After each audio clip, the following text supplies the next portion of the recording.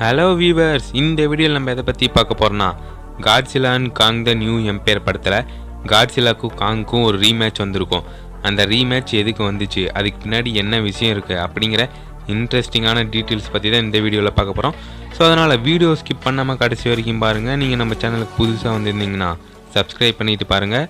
சரி வாங்க நம்ம இப்போ வீடியோக்குள்ளே போகலாம்.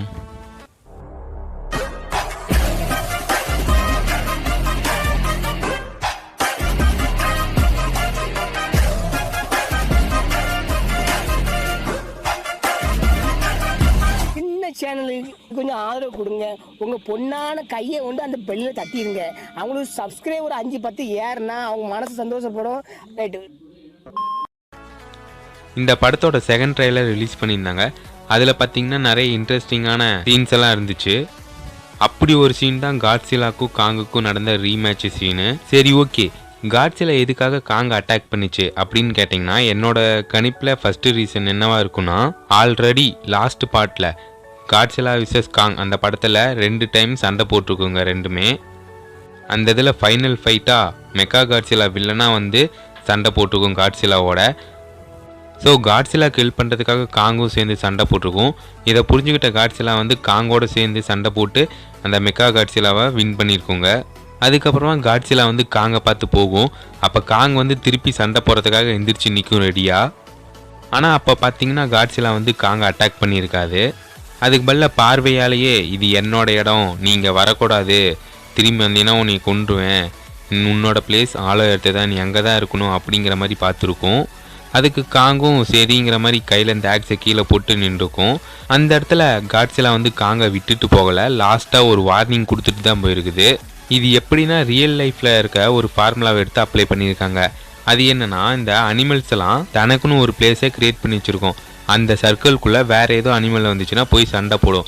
அதை தான் கொண்டு வந்து இந்த படத்துலேயும் ஆட் பண்ணியிருக்காங்க அப்படியே. ஸோ அந்த மாதிரி காட்ஸிலா வந்து காங்க அனுப்பிச்சி வச்சனால திருப்பி காங்க இடத்துக்கு வந்தனால அது போய் சண்டை போட்டிருக்கலாம், இது என்னோட பிளேஸ் தான் அப்படின்னு சொல்லி. என்ன கொடுது, இந்த பார்டரை தாண்டி நீயும் வரக்கூடாது, நானும் வரமாட்டேன். பேச்சு பேச்சாத்தான் இருக்கணும். இதே செகண்ட் ரீசன் என்னவா இருக்குன்னு பார்த்தீங்கன்னா, ட்ரைலர்லேயே ஒன்று காமிச்சிருப்பாங்க. ஜியாவுக்கு வந்து வரப்போகிற ப்ராப்ளம்லாம் முன்னாடியே ப்ரெடிக்ட் பண்ணுற மாதிரி பவர் இருக்க மாதிரி. அதே மாதிரி தான் பார்த்தீங்கன்னா காட்ஸிலாக்கும் காங்க்கும் அந்த பவர் இருந்திருக்கும். ஸோ ஆலோயத்துலேருந்து ஒரு ப்ராப்ளம் வரப்போகிறத முன்னாடியே ப்ரெடிக்ட் பண்ணியிருக்கோம். அதனால தான் காட்ஸிலாவும் எவாலுவேஷன் ஆகிருக்கும்.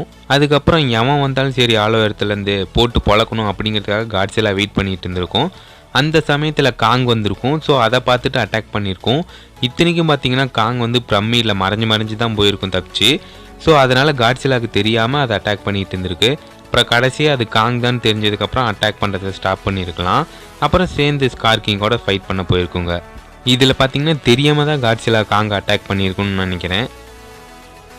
சரி ஓகே, தேர்டு ரீசன் என்னன்னு பார்த்தீங்கன்னா, ஸ்கார் கிங் தான் காட்ஸிலா அட்டாக் பண்ணுறதுக்கு ரீசனாக இருந்திருக்கும். எப்படின்னு கேட்டிங்கன்னா, ஸ்கார் கிங் கிட்ட வந்து ஒரு பவர் இருக்க மாதிரி, மைண்ட் கண்ட்ரோல் பண்ணுற மாதிரி அந்த கிறிஸ்டலை வச்சு காட்ஸிலாவை கண்ட்ரோல் பண்ணியிருக்கணும்.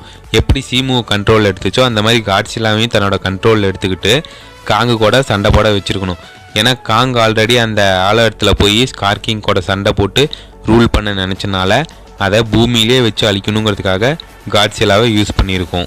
ஸோ அதுக்கு தான் காட்ஸிலா வச்சு காங்க கொல்ல பார்த்துருக்கோம் ஸ்கார் கிங். எனக்கு தெரிஞ்சு இந்த ரீசன்லேயே செகண்ட் ரீசன் தான் கரெக்டாக இருக்குன்னு தோணுது.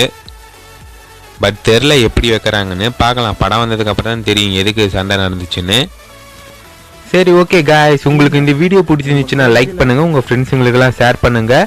நெக்ஸ்ட் உங்களுக்கு எந்த மாதிரி வீடியோ வேணும்னு சொல்லி கமெண்ட் பண்ணுங்கள். அந்த வீடியோவை நான் நெக்ஸ்ட் டைம் போடுறேன். சரி ஓகே காய்ஸ், பாய், ஸ்டே டியூன் காய்ஸ்.